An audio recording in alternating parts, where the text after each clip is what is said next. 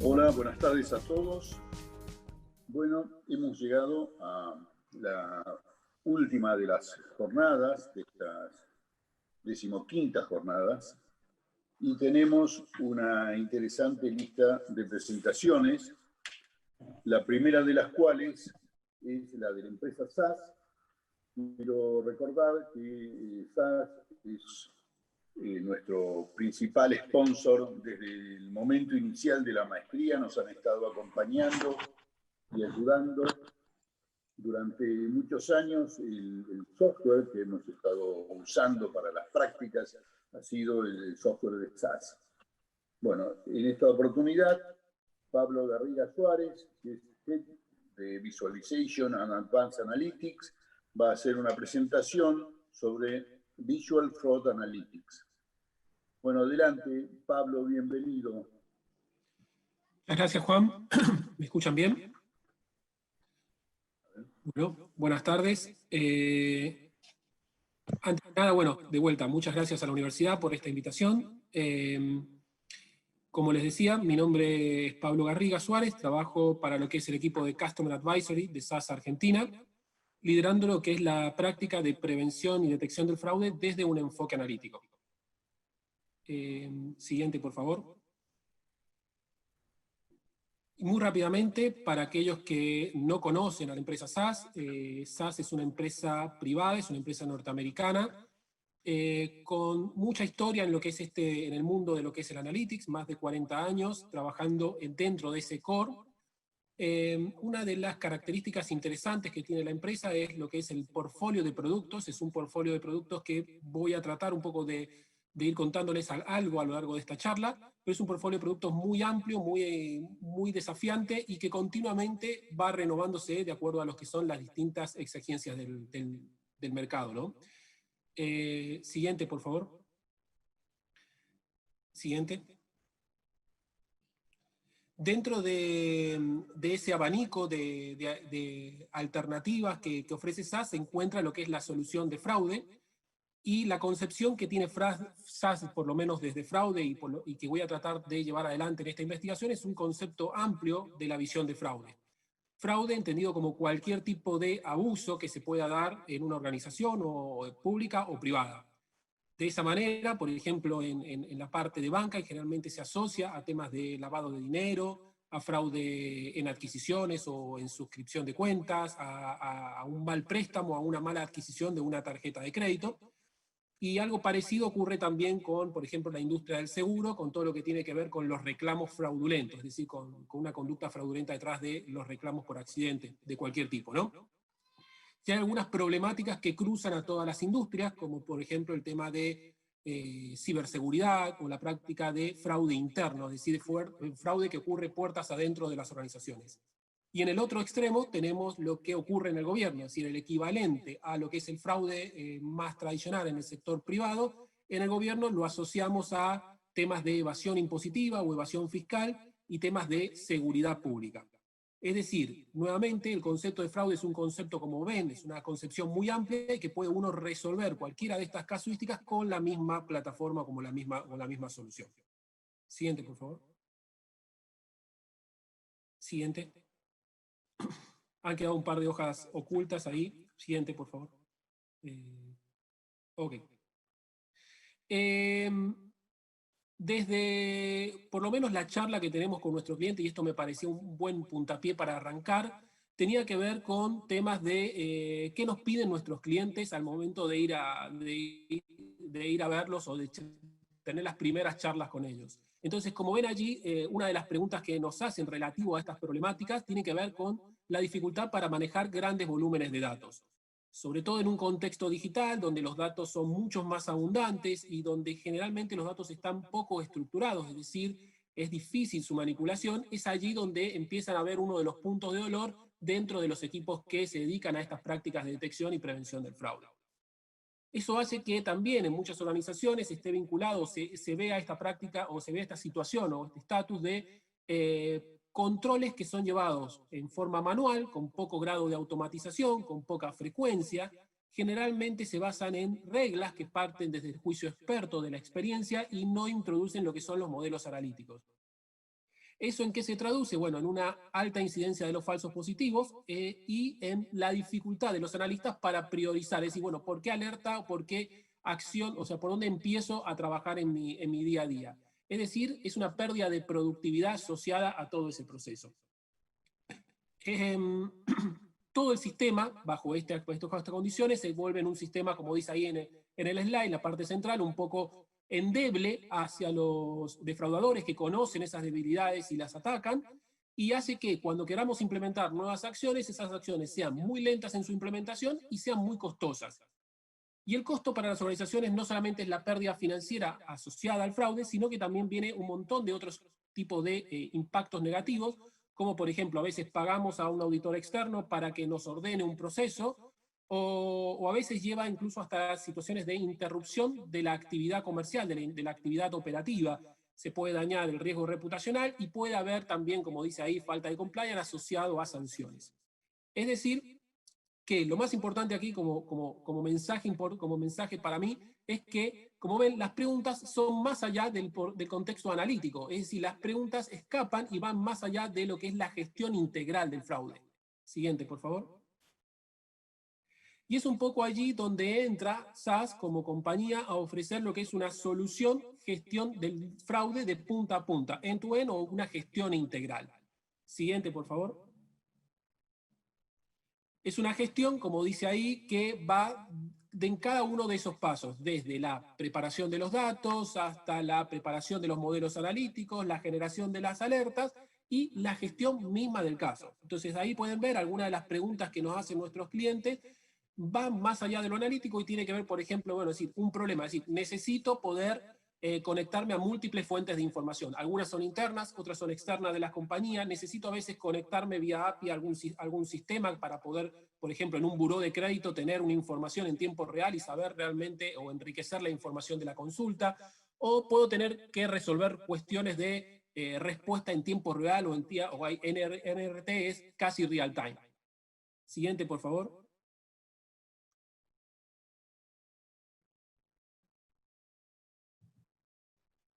Ahí pasaron varias, un poquito para atrás. Una más, dos más.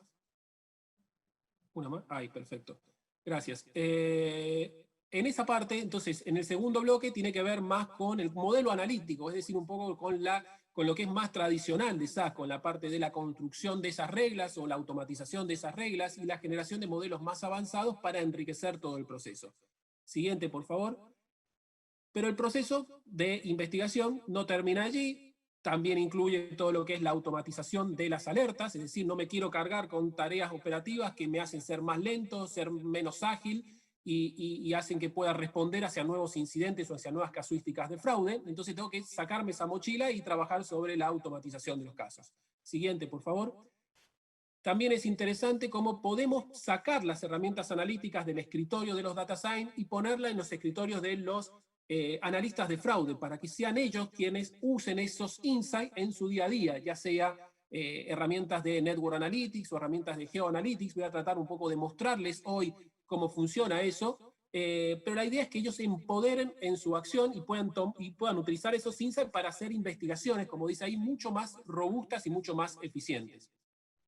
Y de vuelta, que pasemos desde el plan del data science al plan de la acción. Siguiente, por favor. Además, hay que tomar decisiones con esos insights, es decir, acciones, bueno, ante tal alerta, ante tal evento sospechoso, ¿qué tengo que hacer? Bueno, tengo que tomar decisiones, apruebo, rechazo, derivo a otra área para buscar más información. Si necesito auditar todo este proceso posteriormente, bueno, necesito toda la información que fui recolectándole para darle trazabilidad o compliance a lo que es la investigación. Y el último puntito que tiene que ver con, bueno, capturo, siguiente por favor, capturo todo lo que es los resultados o cómo va operando, digamos, la gestión del fraude y retroalimento el proceso. Siguiente. En ese sentido, como vimos, la parte analítica es solamente uno de los componentes de lo que es la gestión integral del fraude. Hoy me voy a enfocar un poquito más en eso porque creo que es lo más interesante para la presentación y comentarles un poco algunos hallazgos, pero por lo menos desde mi visión tener una estrategia analítica va más allá de solamente elegir el mejor modelo analítico y saber correr un modelo analítico, un modelo estadístico. Tiene que ver con tener una estrategia global. ¿Qué es esa estrategia? Es para mí entender, bueno, dónde estoy parado hoy como organización en cuanto a madurez analítica y cómo puedo agregar rápidamente valor. Y para eso tengo que conocer qué problema de negocio necesito resolver y qué datos cuento hoy. La idea es ir construyendo de a poco, de menos a más. Siguiente, por favor.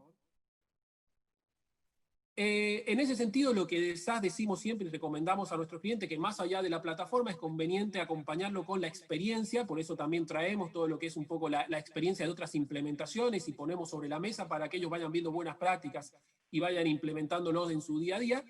Pero algo que vemos como mucho valor y que realmente genera resultado, tiene que ver esto con una metodología híbrida, una metodología en la que no se hable solamente de modelos estadísticos, sino que esos modelos convivan con las reglas de negocio. Ahí, por ejemplo, ven donde la regla de negocio, no sé, ante tal característica, no sé, si observo en mis sistemas que tengo 2 facturas emitidas con numeración consecutiva, bueno, eso ya es una regla de negocio. Pero la idea es que ese tipo de reglas que se basan más en el juicio experto convivan, siguiente por favor, con modelos analíticos más avanzados.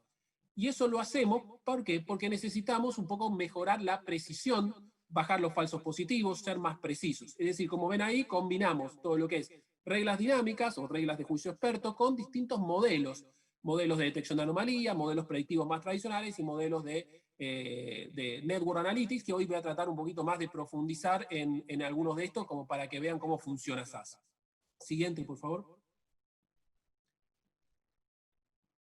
No solamente dentro de lo que es el componente o definir una estrategia analítica, como les decía,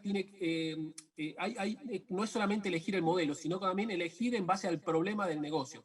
Entonces, aquí un poco también el acompañamiento de la experiencia en el sentido de decir, bueno, ante tal situación aplico tal modelo. Es decir, no cualquier modelo sirve para cualquier situación. Por ejemplo, las reglas sirven para patrones que son conocidos, como dice ahí, no sé, como les decía previamente, ante un determinado numeración consecutiva de facturas emitidas a un mismo proveedor, bueno, eso ya genera una alerta. Pero a veces donde el patrón es desconocido, es decir, donde de antemano no sabemos qué puede suceder. Y es allí, por ejemplo, donde los modelos de detección de anomalía tienen un mayor valor. Es decir, por ejemplo, tratando de identificar un patrón atípico, es decir, veo una transacción bancaria que, de acuerdo al perfil de esa persona o al perfil de ese segmento, es atípica en cuanto al monto, en cuanto a la velocidad, bueno, eso genera ya que se dispare una alerta. Aquí ya no tengo una regla de negocio, sino que tengo un algoritmo operando y que me va a estar encontrando ese patrón. O podría utilizar, por ejemplo, modelos predictivos cuando conozco el patrón, es decir, tengo etiquetados los distintos casos de fraude y comienzo a generar, digamos, buscar patrones de fraude que tengan un patrón similar. Eso es lo más tradicional que hacemos desde el data mining. Y dentro de ese ejemplo, por ejemplo, el último bloque que tiene que ver con la parte de Network Analytics. Esto es algo que voy a desarrollar en la presentación, voy a mostrarles un poco en vivo la herramienta funcionando, pero imagínense una situación donde, no sé, uno tiene una determinada cantidad de IP que se conectan a un determinado dispositivo y aparece una nueva IP que intenta operar con mi dispositivo. Entonces, eso genera una alerta, es decir, genera una sospecha, es decir, ¿por qué está queriendo esta IP, que no es la común con la que opera este cliente, comenzar a generar alguna transacción? Y bueno, eso puede generar, digamos, de vuelta la relación, o a través del vínculo, la relación con algún caso sospechoso. Siguiente, por favor. ¿Por qué hacemos esto? Bueno, básicamente lo hacemos por un tema de este slide es un poco viejo, es del año 2014, pero está bueno. Lo hacemos obviamente porque utilizar métodos analíticos en las prácticas de detección nos permite bajar sensiblemente lo que es el tiempo que tardamos entre que ocurre el evento hasta que podemos tomar acciones legales de ese evento, acciones de penalización. Entonces, fijémonos ahí como con el uso de Analytics se comprueba básicamente la reducción significativa del tiempo. Se va, creo que 16 meses a algo menos de creo que dice ahí 4 meses, no alcanzo a ver correctamente. Y no solamente eso, sino también que los métodos de la inclusión de métodos analíticos dentro de las prácticas, como una buena práctica, permiten encontrar mucho más cantidad de casos de fraudes que a la simple vista o al simple juicio experto se están escapando. Siguiente, por favor.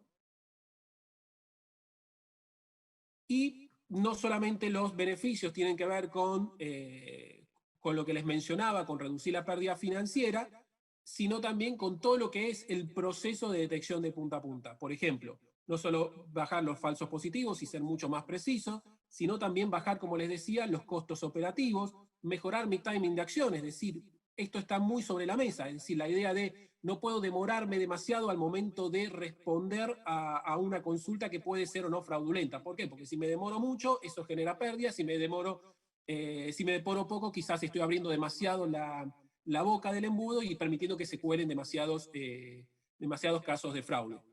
Todo esto trabaja también sobre, como dice ahí, en la productividad de los investigadores. Los investigadores van a poder sacar mucha mayor cantidad de casos y analizar mucho mayor cantidad de casos en forma más eficiente.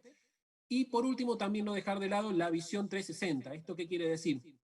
No dejar de lado la experiencia del cliente. Es decir, pensemos, por ejemplo, en una situación en una compañía de seguro donde hay un reclamo que es genuino y yo no puedo, la verdad, tomarme demasiado tiempo para analizar ese reclamo, saber si es fraudulento o no es fraudulento, porque lo que estoy haciendo es afectar la experiencia del cliente y poner quizás en juego otras variables del negocio, que es que ese cliente diga, bueno, no quiero estar más con esta compañía y me voy a una competencia. Entonces, hoy, dado el ambiente digital, dado el ambiente de competitividad, poner poner el foco en la experiencia del cliente y tener herramientas que me permitan automatizar, ser más productivo y poder ser más preciso también, son las herramientas que hoy que está demandando en lo que es el mercado. Siguiente, por favor. No quería quedarme con simplemente un poco de teoría, así que voy a empezar a bajar ahora hacia casos más prácticos. Traje dos casos. Uno es el de la empresa catalana Occidente, son empresas que son clientes de SAS a nivel mundial. Esta es una empresa interesante, es una empresa del mundo del seguro, con algo así como unos 7 millones de clientes, unos 5 millones de empleados, con muy buena presencia en el mercado europeo. Y ellos vinieron, básicamente, o implementaron este tipo de proyectos porque lo que buscaban era una plataforma que les permitiera bajar el falso positivo. Fíjense ahí la reducción significativa que tuvieron de ese índice, llevándolo desde el 24 hasta el 6%. ¿Pero por qué hicieron eso? No lo hicieron, obviamente, porque querían bajar ese índice, sino porque detrás de ese índice hay una fuerte reducción de lo que son los costos operativos, cercano, al menos en este caso, al 20%. Es decir, esta es una empresa que lo hizo con ese foco, con el foco de bajar costos, que es una de las partes de los beneficios. Siguiente, por favor. Aquí hay otra empresa, es una empresa también del mismo rubro que de industrias de seguro, pero me pareció interesante este caso, como para traérselos también sobre el tapete. Es una empresa que se encontraba en un estadio analítico superior, en una madurez analítica mayor, tenía modelos implementados, modelos que daban así de, no sé, 80, creo que lo que relevé fueron así como 80 variables, 250 reglas y 250 variables distintas que estaban teniendo para analizar el fraude.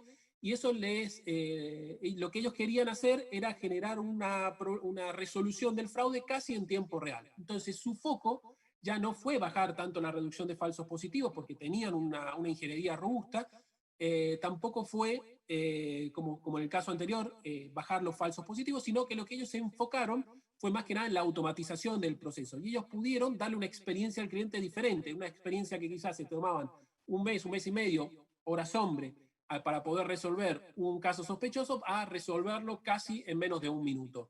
Además que, como ven ahí también en ese pequeño gráfico de barra que existe, pudieron mejorar sustancialmente lo que es la precisión en la detección del fraude. Siguiente, por favor.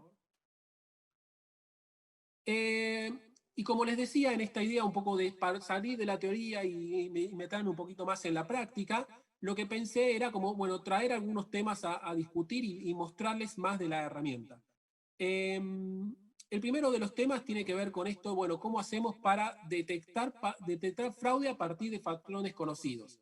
El segundo es cómo detectamos fraude a partir de patrones que no conocemos, es decir, que el fraude, como sabemos, se va reinventando todo el tiempo, entonces va encontrando nuevas formas y nosotros tenemos que ser lo suficientemente proactivos para encontrar esos casos y poder accionar en tiempo.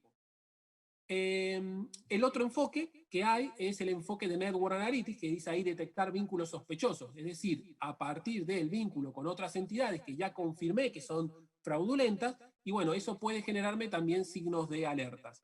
Y dos temas más para finalizar, que son básicamente, bueno, cómo hacer para vincular los datos, es decir, que son cosas que necesito para poder llevar adelante este tipo de modelos que les mencionaba previamente, y cómo trabajar sobre todo con datos no estructurados. Esta es una temática importante, una temática muy creciente en interés en temas de las áreas que trabajan fraude, porque como sabemos los datos no estructurados son los datos que cada vez tenemos más, cada vez y seguramente que desaprovechamos mucho dentro de nuestras organizaciones. Entonces, mucho foco está puesto en, bueno, decir, ¿qué puedo hacer con estos datos? ¿Qué me pueden aportar valor? ¿Cómo enriquezco? Y es obviamente para no tener una visión tan sesgada y tener una visión más 360 de todo lo que ocurre en mi organización. Siguiente, por favor. Cuando uno habla de modelos de anomalías o detección, cuando uno habla de fraude en general, rápidamente lo asocia con modelos analíticos de detección de anomalías. Al menos en mi experiencia, hay dentro de los modelos de anomalía, que hay un poco una clasificación, modelos supervisados, semisupervisados, no supervisados y por refuerzo. Los que más aplican para la casuística de fraude es el modelo supervisado, que es como les decía previamente, es parte de una etiqueta, es decir, parte de un caso que yo ya sé que fue fraudulento, y lo que trato de hacer es buscar casos que estén dentro de que podrían caer dentro de esa misma etiqueta. Esos son lo que se conocen los modelos supervisados. Siguiente, por favor. Dentro de, acá vamos a ver un pequeño video, dentro de esa temática, la verdad es que no voy a profundizar, pero están los modelos de regresión, los modelos más tradicionales del mining, no voy a profundizar porque seguramente ya los conocen, pero sí me gustaría que se lleven una idea de cómo funciona SAS y de dónde aparece SAS también aportando valor a las organizaciones, permitiéndoles desarrollar o armar estos modelos desde un enfoque visual. Si se puede dar play, por favor, al video, está ahí en la presentación.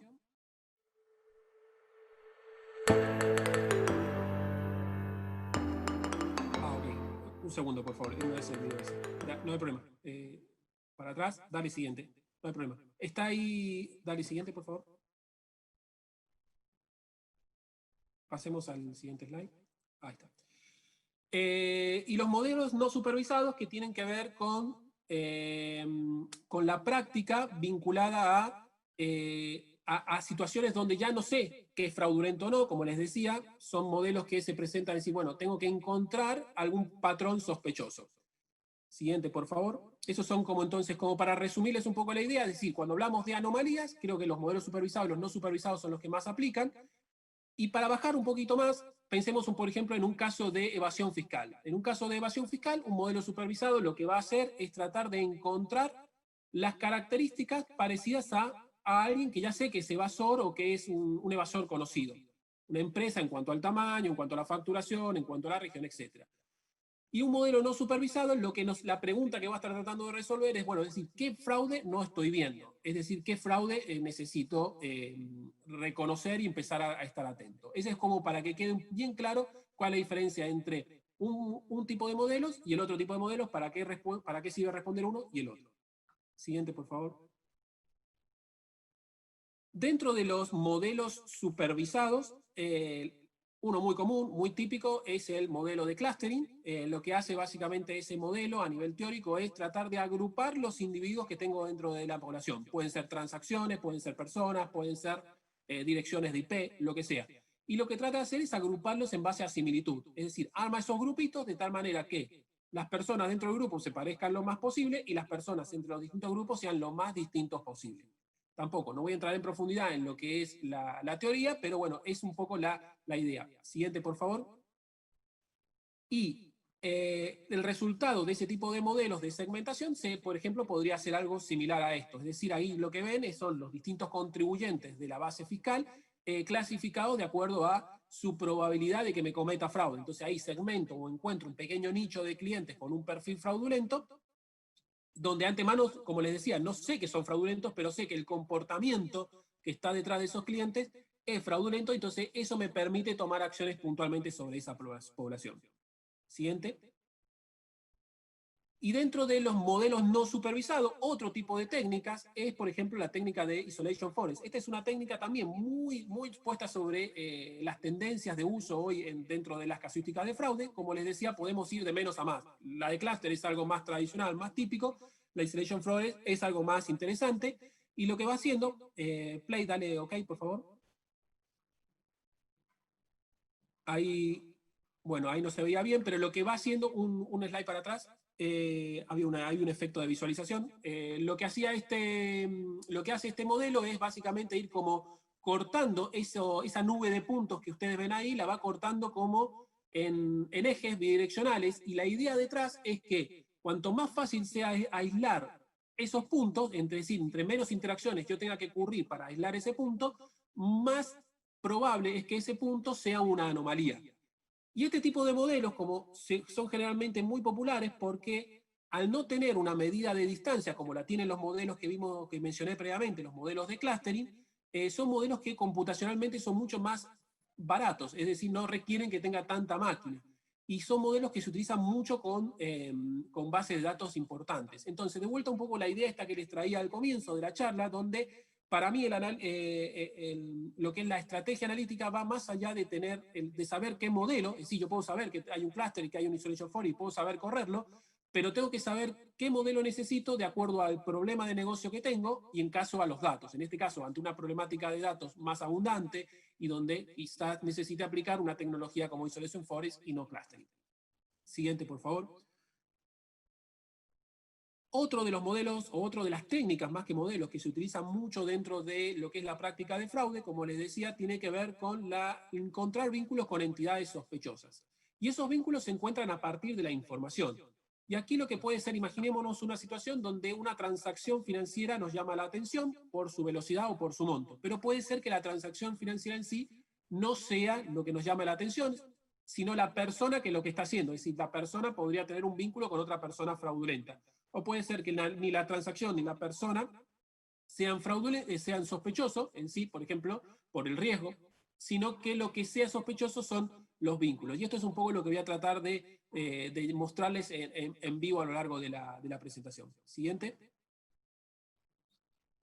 Bueno, ahora sí, mostremos el video, por favor. Este es un video muy cortito, es un video de 1 minuto, donde les muestro el resultado final. Ese sí, voy a ir de atrás para adelante, les voy a mostrar cómo trabaja SAS. Entonces, imaginemos una situación de canales digitales donde abunda lo que es la información digital, es decir, no sé, las distintas conexiones IP, las distintas...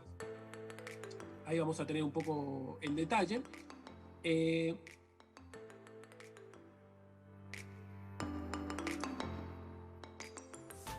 Ahí lo estoy viendo correctamente, perdón. Ahí está, no me quería adelantar el video. Entonces, cantidad de intentos de logueo, direcciones de IP, no sé.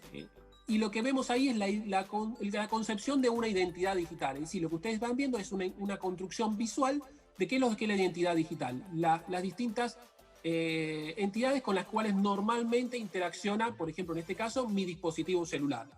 ¿Qué me llama la atención? Y bueno, ahí voy viendo, por ejemplo, que voy relacionando mi cuenta con distintas entidades, con una transacción o con un cliente, y voy armando lo que es esa red. ¿Qué me llama la atención? Cuando, por ejemplo, en esa red encuentro un nuevo dispositivo, en ese caso es un dispositivo Android, como ven, que intenta comenzar a operar con mi red interna. Entonces eso dispara una alerta. Entonces ahí lo que vieron es un poquito el producto final. Lo que voy a mostrarles es cómo llegar a ese producto final. Siguiente, por favor. Hay dos capacidades que se necesitan fundamental para poder avanzar con esto. Uno es algo que nosotros llamamos resolución de entidades. Adelante, por favor. ¿Qué hace esa capacidad de resolución de entidades? Lo que hace es, bueno, captura, digamos, ante personas que pueden tener, o sea, yo tengo distintos orígenes de información, internos, externos, etc. Y lo que, digamos, necesito de fondo es poder saber que estoy hablando de la misma persona. Es decir, que el mismo individuo que me vino de mi base de nodos y soberas es el mismo individuo que tengo, no sé, referenciado a una transacción financiera, el mismo individuo que quizás entró por un canal presencial, etc. Entonces, para poder vincular y estar seguro de que estoy hablando del mismo individuo y poder vincular las entidades, una de las capacidades es la de resolución de entidades. No voy a entrar en profundidad en esa capacidad, es una capacidad analítica puesta al servicio de la preparación de los datos. Y lo que me hace, en definitiva, es eso, es poder o habilitarme la posibilidad de vincular individuos. Siguiente, por favor. Siguiente.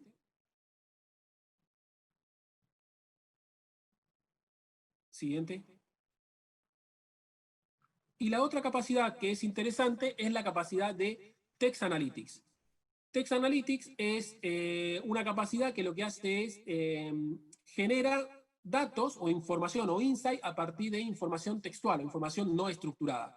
Utiliza 3 tipos de técnicas: el Natural Language Processing, el Machine Learning y las reglas lingüísticas, que es el aporte humano. Es decir, que el Text Analytics sin aporte humano no sirve. Siguiente, por favor. Esa es un poco una definición nada más. Pero lo importante es que ¿por qué usamos el Text Analytics dentro de la industria del fraude? Y bueno, como les decía, hay mucha cantidad de datos no estructurados y la idea es poder ponerle o asignarle una estructura numérica a esos datos para poder generar insights a partir de los mismos. Ahora va a quedar más claro cuando adelante en la presentación. Siguiente, por favor. ¿Qué tipo de algoritmos se aplican dentro de lo que es la técnica de Text Analytics? Bueno, se aplican algoritmos que tienen que ver, como dice ahí, tokenization. Es básicamente, imagínense ustedes ante un texto, la primera capacidad que le tengo que pedir a la máquina es que me separe ese texto en oraciones. Obviamente eso va a utilizar todo el esquema de puntuación. Pero lo más importante, o el punto de partida, es poder separar ese texto en oraciones. El segundo punto que están ahí, que es part of speech, es entender cada una de las palabras que está dentro de ese texto, ver qué rol juega dentro de mi frase, si es un adjetivo, una preposición, un sustantivo. Luego es entender name Entity Recognition, es básicamente entender entidades a partir de ahí. Bueno, me interesaría poder identificar personas, autos, teléfonos, direcciones, a partir y poder darles una mayor preponderancia. Para hacer eso se utiliza una técnica que es el steaming, que es, imagínense cuando ustedes hacen una búsqueda en Google, bueno, básicamente lo que hace Google detrás de eso es aplicar algún algoritmo de steaming. Es decir, busca la raíz de esas palabras que ustedes pusieron y busca todas las palabras que están asociadas con esa raíz. De esa manera funciona lo que es la técnica de Text Analytics. También separa lo que son palabras principales de palabras que son secundarias o lo que se conoce como stop word, para que las saca un poco del análisis y te puede hacer todo lo que es análisis de sentimiento con toda esta información. Siguiente, por favor. Siguiente. Bueno, ¿cómo encaramos este tipo de proyectos del lado de SAS? Lo hacemos desde lo que es, de vuelta, un entorno visual, un entorno gráfico, donde lo que uno arma es un pipeline. Un pipeline es una secuencia de actividades donde uno va a preparar, desde preparar los datos hasta disponibilizarlos para poder analizar y utilizarlos en mi investigación de fraude. Siguiente, por favor. Entonces, uno de los pasos dentro de ese pipeline tiene que ver con, por ejemplo, extraer conceptos, como les decía, una de las capacidades interesantes. Entonces, fíjense que ahí, en ese ejemplo, yo estoy extrayendo algunos conceptos. Pueden ser un día, una moneda o un tipo de entidad. Y este reconocimiento de entidades lo hace SAS en forma automática. Es decir, uno simplemente le alimenta a la plataforma con el texto, con los textos que quiere analizar y va reconociendo objetos. Y esos objetos pueden ser algunos que ya vienen embebidos en la plataforma y otros customizados o creados por el usuario. Siguiente. El segundo paso tiene que ver con separar palabras principales de las palabras de stop. De vuelta, una imagen para que vean que es algo visual. Siguiente. Y después, otro paso, por ejemplo, hacer análisis, es decir, analizando un poco la información de contexto de esas palabras, entender si hay alguna asociación en un mensaje positivo, neutral o negativo con respecto a esas palabras que a mí me interesa identificar. Siguiente, por favor. Siguiente, voy a avanzar un poquito más rápido. En este video lo que les voy a mostrar es en vivo un poco cómo construyo lo que es ese ejercicio de Text Analytics, así que si querés, por favor, dale play a ese video. Entonces ahí lo que estoy haciendo es correr ese pipeline, como les decía, es un entorno visual, y en este caso lo que voy a estar analizando son denuncias policiales. Entonces, de vuelta, como les mencionaba, dentro de las casuísticas de fraude, en un concepto amplio, parte tiene que ver con el tema de seguridad pública. Entonces ahí lo que dijimos es, bueno, vamos a analizar, obviamente, todos datos inventados, voy a analizar denuncias policiales. Y al analizar esas denuncias policiales, fíjense que ahí lo que hice, entré a ese segundo bloque y digo, le pido a SAS, bueno, a ver, identificarme personas dentro de ese texto que me diste como muestra para analizar. Entonces, fíjense que le pido a SAS que me dé cuáles son las concordancias y ya SAS me marca automáticamente lo que son las entidades que reconoció de ese texto. Podría ser una entidad como una persona, pero también podría ser algo como dice ahí, como una fecha. Y además de las entidades que por default vienen construidas en la herramienta, uno como usuario de negocio, como usuario de fraude, va construyendo nuevas entidades. Es decir, a mí me gustaría no solamente identificar estos objetos, por ejemplo, sino también identificar entidades como, bueno, decime DNI que aparezcan en las denuncias, decime teléfonos, decime autos, decime matrículas que aparezcan en la denuncia. Y esto de vuelta es un poco dos funcionalidades que les mencioné. Una, la resolución de entidades, que es la capacidad que nos permite unir distintos individuos, y la otra es la capacidad de Text Analytics, que es la que nos permite trabajar con datos estructurados. Siguiente slide, por favor. ¿Para qué hicimos esto? Bueno, ¿cómo los utilizamos en nuestro día a día? Bueno, ahora un poco vamos a verlo en este video. Siguiente, por favor. Ahí, quería ver ese video. Ahí está. Perfecto. Quería ver el video, este video, por favor. Ahí está. Lo que estamos viendo ahí, entonces, de vuelta, entré a la plataforma de investigación y lo que voy a estar haciendo es haciendo uso de lo que previamente les estuve comentando que fuimos desarrollando. Entonces ahí busqué una denuncia puntual de una persona que entró a la comisaría, si estoy puesto en el escritorio de un investigador. Y voy a abrir esa denuncia. Entonces fíjense que visualmente me dice, bueno, esa denuncia está vinculada a determinadas entidades. Bueno, la persona que vino a hacer la denuncia por desaparición de otra persona, hay dos personas, la madre y la hija que desapareció, los teléfonos que dice, el teléfono de ella y el teléfono de la hija, y lo que hago o simulo que pedí los CDRs telefónicos a las compañías telefónicas. Entonces ahí sumé nueva información dentro de esa red, y ya tengo además la información de teléfonos asociados o llamadas asociadas a esos teléfonos. Sigo ampliando la red, es decir, que estoy trabajando con este componente de Network Analytics. Y me aparece un vínculo con otro teléfono que tengo dentro de mis bases de datos. Entonces lo que voy a hacer es, voy a abrir esa entidad. Se trata de otra denuncia, en este caso es una denuncia también que tengo dentro de mi motor de información o de mi fuente de datos. Y la analizo un poco, la leo y veo que se trata de una denuncia por un accidente automotor. Es decir, que estoy vinculando una denuncia de desaparición de la persona con una denuncia de accidente automotor. Y ahí lo que ven es apliqué la capacidad de Text Analytics. Fíjense que lo que hice fue estructuré el texto. Es decir, le pedí a SAS que me identificara entidades dentro de ese texto en esta segunda denuncia que apareció vinculada. Y me identificó personas, domicilio, me identificó un DNI, un auto. Lo que voy a hacer entonces es abrir esa denuncia, y fíjense que lo que hizo SAS es, de vuelta, volvió a desplegar entidades a partir de una denuncia. Y aparece otra persona en acción, una persona que yo no tenía vinculada, o que no tenía en la cabeza cuando vino la madre y hizo la denuncia por desaparición. Entonces aparece esta persona, se llama Diego Atanasier, de vuelta, son todos datos inventados, y veo en mi registro lo que esa persona lo tengo marcado como que es una persona, un ofensor sexual. Entonces, fijémonos que acá usé la capacidad de Network Analytics, es decir, vinculé una denuncia con una persona sospechosa, en este caso con una persona que tenía delitos, y logré hacer todo eso usando una capacidad de Network Analytics. Y que utilicé la capacidad de resolución de entidades para poder vincular y saber que estoy hablando del mismo Diego Atanasier que veo en las denuncias, es el mismo Diego Atanasier que veo desde el lado, no sé, desde la CDR telefónico o de la información que tengo. Y además utilicé la capacidad de Text Analytics, como les decía, como para generar entidades a partir del texto no estructurado. Y de esta manera es que uno va enriqueciendo y haciéndose mucho más poderoso al momento de llevar adelante una investigación. Para cerrar, obviamente, ¿por qué hacemos esto? Porque necesitamos pasar de ese trade-off de 80% del tiempo que dedico a preparar los datos y 20% a resolver el problema a un mix mucho más interesante, un mix donde dedico menos tiempo a la preparación de datos, más tiempo a resolver el problema y sobre todo más tiempo para poder innovar o encontrar nuevas casuísticas de fraude. Y la última, por favor. De vuelta, cerrar con los beneficios, que me parece importante que se queden con esta idea de que cuando uno implementa tecnología dentro de una práctica de fraude, los beneficios tienen que ver más allá de los beneficios de reducción de la pérdida asociada al fraude, sino también con todo lo que es el proceso end-to-end.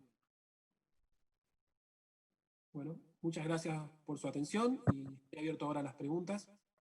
Perfecto. Muchas gracias, Pablo. Ha sido una presentación excelente, realmente.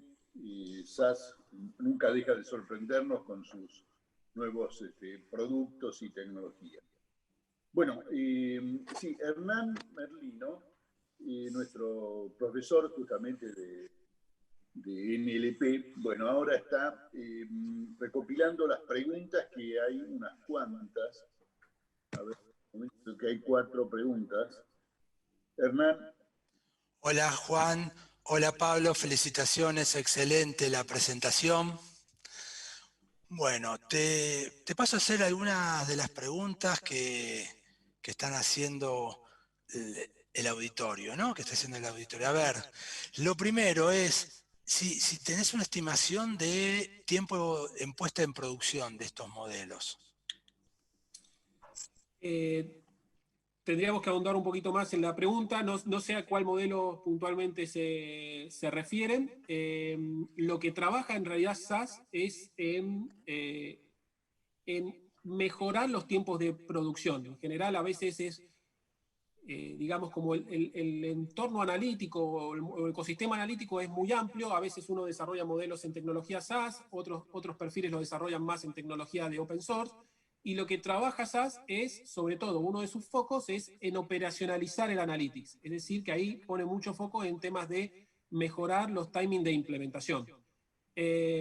Las herramientas visuales ayudan muchísimo para poder desarrollar, porque lo que te permiten es cometer menos errores al momento de armar un modelo, menos errores desde el lado del sesgo del modelo. Es decir, a veces vos cuando haces algo y no sos un experto, cometés sesgos estadísticos. La idea es que con una tecnología guiada te permiten minimizar que cometas esos errores. Entonces, desde ese lado seguramente habrá ahorros de tiempo. Después todo depende de la complejidad del problema o no. Se estima en general que un modelo está entre 2 y 3 meses, con por lo menos Excelente. de tecnología SAS, pero bueno, depende, no quiero que se queden solamente con esa medición. Bárbaro. Pero bueno, gracias, igual ya ha sido bastante completa. Después, además de lo que muchos dicen, muy buena presentación, te felicitan, parece que les ha encantado a todos.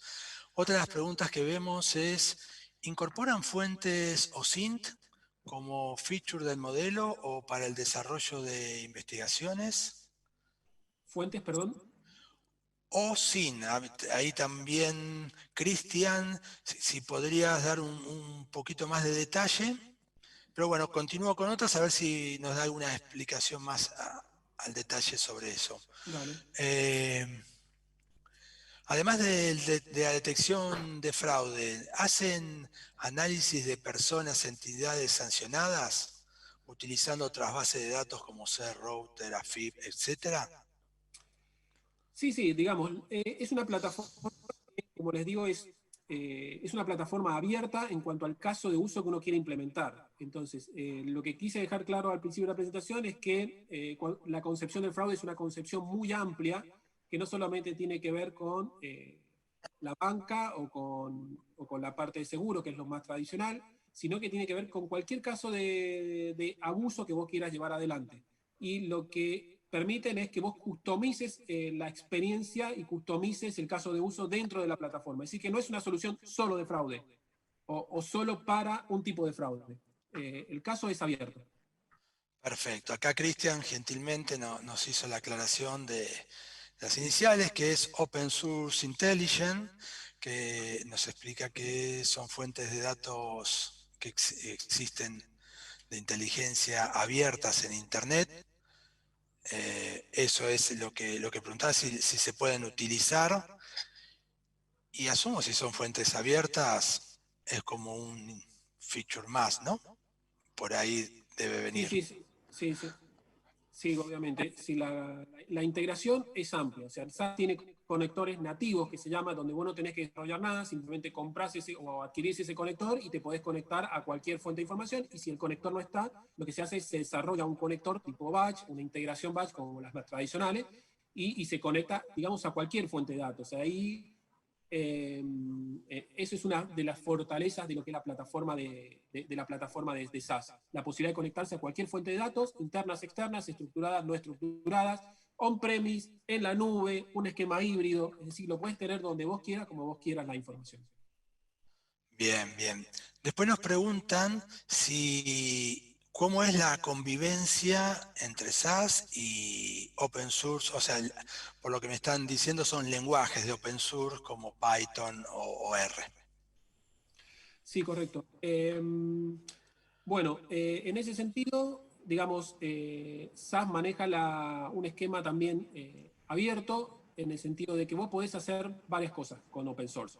Podés utilizar la plataforma de SAS para correr código abierto. ¿Qué ganás ahí? Bueno, ganás capacidad y lo corres desde Python, por ejemplo. O sea, vos desde la interfaz de Python o corres dentro de la plataforma de SAS. ¿Qué ganás ahí? Poder de procesamiento, y ganás también el tema del gobierno. Es decir, usás SAS como una plataforma para administrar todo lo que estás corriendo. La otra alternativa es que utilices SAS para correr Python. Entonces, que embeban los modelos de Python dentro de lo que es la plataforma de SAS, y ahí podés también comparar un poco los resultados. En ese sentido, yo les pido que si pueden entrar, digamos, un poco a ver los distintos webinars que ofrecemos desde SAS. Tenemos un webinar muy interesante de todo lo que es la integración de SAS con open source, y los invito, ahí van a sacarse todas las dudas que tengan con los expertos en la temática. Me parece muy valioso para la gente que hoy está en el mundo de Data Science. Muy bien.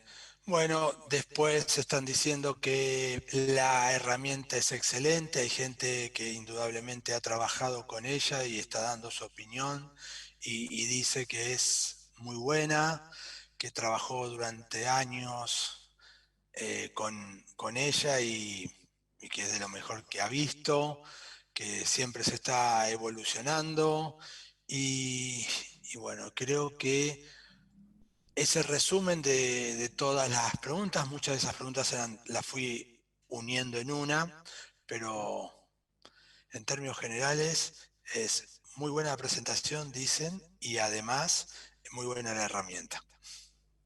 Bueno, muchas gracias por el feedback.